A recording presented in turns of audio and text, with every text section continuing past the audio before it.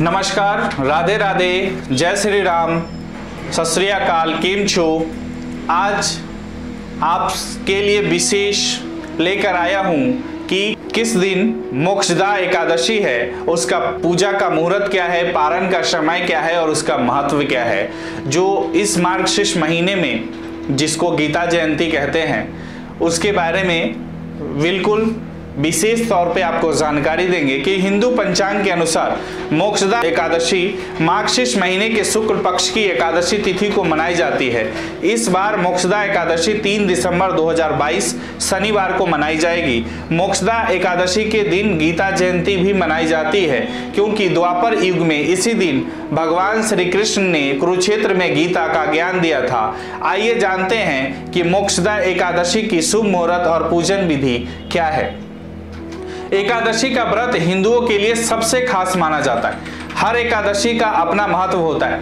ऐसी ही एक खास एकादशी मोक्षदा एकादशी है। मार्गशीर्ष महीने के शुक्ल पक्ष में पड़ने वाली एकादशी की मोक्षदा एकादशी के नाम से जाना जाता है। मोक्षदा एकादशी के दिन भगवान विष्णु की पूजा की जाती है। हिंदू धर्म ग्रंथों में इसे पितरों को मोक्ष दिलाने वाली एकादशी भी कहा गया है। मान्यता के अनुसार मोक्षदा एकादशी के दिन व्रत करने से सभी मनोकामनाएं पूरी होती है। द्वापर युग में इसी दिन भगवान श्री कृष्ण ने कुरुक्षेत्र में गीता का ज्ञान दिया था, इसीलिए इस दिन गीता जयंती भी मनाई जाती है।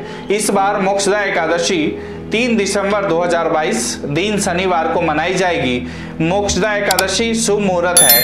हिंदू पंचांग के अनुसार मोक्षदा एकादशी मार्गशीर्ष महीने की शुक्ल पक्ष की एकादशी को मनाई जाती है। मोक्षदा एकादशी की शुरुआत 3 दिसंबर 2022 शनिवार को सुबह 5:39 पर होगी। इसका समापन 4 दिसंबर को सुबह 5:34 पर होगी। मोक्षदा एकादशी का पारण 4 दिसंबर को अगले दिन सुबह होगा। उदया तिथि के अनुसार मोक्षदा एकादशी 3 दिसंबर को ही मनाई जाएगी। मोक्षदा एकादशी का महत्व क्या है? इस दिन पूर्वजों को मोक्ष दिलाने के लिए पूजा की जाती है। वहीं इस व्रत को करने से मनुष्य के पापों का नाश होता है। मान्यता है कि इस दिन भगवान श्री कृष्ण ने अर्जुन को गीता का संदेश दिया था, इसीलिए मोक्षदा एकादशी पर गीता जयंती भी मनाई जाती है। वही इस दिन श्रीमद् भागवत गीता भगवान श्री कृष्ण और महर्षि वेद व्यास का विधि पूर्वक पूजन किया जाता है। मोक्षदा एकादशी का पूजन विधि क्या है? एकादशी व्रत से एक दिन पहले दशमी तिथि को दोपहर में सिर्फ एक बार ही भोजन करना चाहिए। एकादशी के दिन सुबह उठकर स्नान करें और व्रत का संकल्प ले।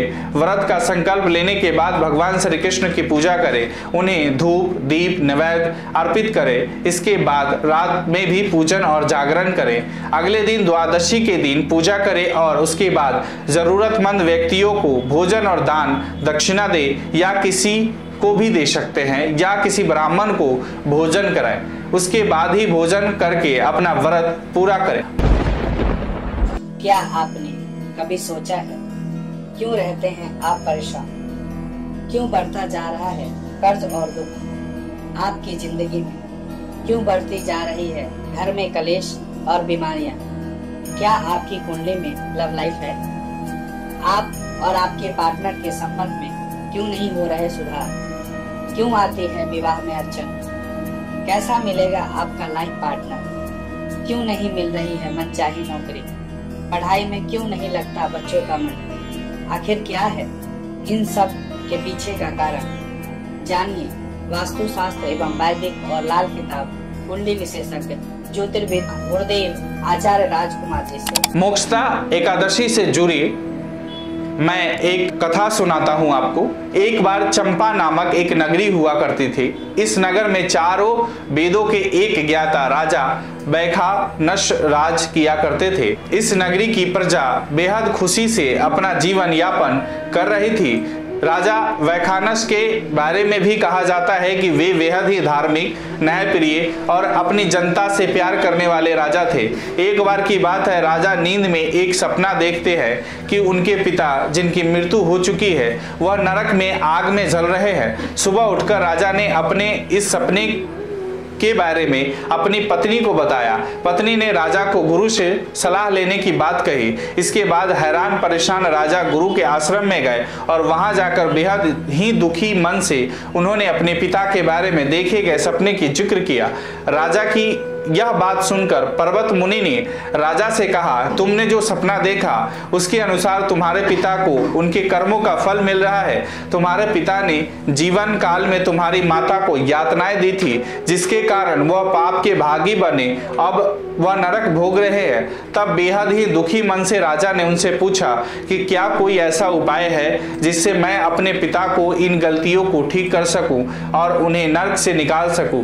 इस पर मुनि ने उन्हें मोक्षदा एकादशी व्रत करने की सलाह दी। इसके बाद उन्हें पूजन विधि और व्रत कथा इत्यादि भी बताई। राजा ने मुनि के कहे अनुसार व्रत किया और व्रत से मिलने वाले पुण्य को उन्होंने अपने को अर्पण कर दिया।